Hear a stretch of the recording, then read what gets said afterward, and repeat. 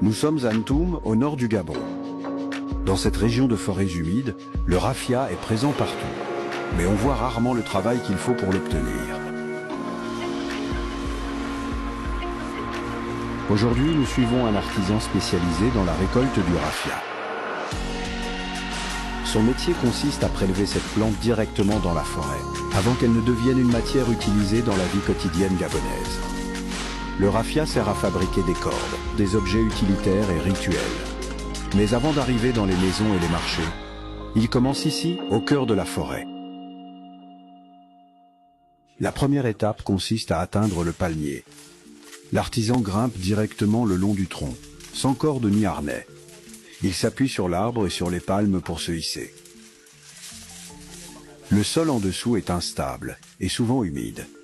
La zone est habitée par des insectes et des reptiles. À cette hauteur, une chute peut être grave. Une fois en haut, il observe les branches. Toutes ne sont pas exploitables. Une palme trop jeune est fragile. Une palme trop vieille est déjà sèche. Il faut choisir celle qui est arrivée à maturité. Le choix de la branche est essentiel. Il détermine la qualité de la fibre qui sera obtenue. Lorsqu'il a trouvé la bonne palme, il la coupe d'un geste précis, pour ne pas endommager l'arbre et lui permettre de continuer à produire. Sur cette branche se trouvent de longues jeunes feuilles. Ce sont elles qui vont devenir le raffia. Elles sont encore souples, mais déjà résistantes. Il les extrait une à une. Il tire, puis coupe.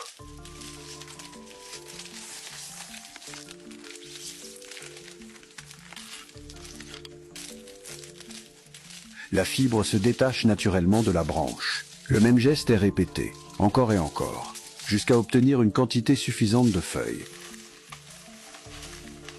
Pendant la récolte, il se déplace parfois d'un palmier à un autre, sans revenir au sol. Il avance au-dessus de la végétation, suspendue à plusieurs mètres de hauteur, sans aucun équipement de sécurité.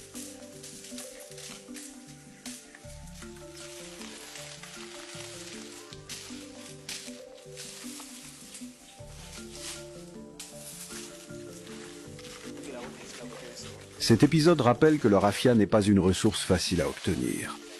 Il est le résultat d'un travail risqué, dans un environnement exigeant. Ce que nous voyons ici, ce ne sont pas seulement des feuilles coupées, ce sont des gestes précis, un savoir ancien et une relation directe entre l'homme et la forêt. Chaque fibre de raffia porte l'empreinte de ce travail. Elle raconte une histoire de patience, de maîtrise et de courage. À Ntoum, comme dans de nombreuses régions du Gabon, le raffia continue de faire vivre des traditions, des métiers et des communautés entières.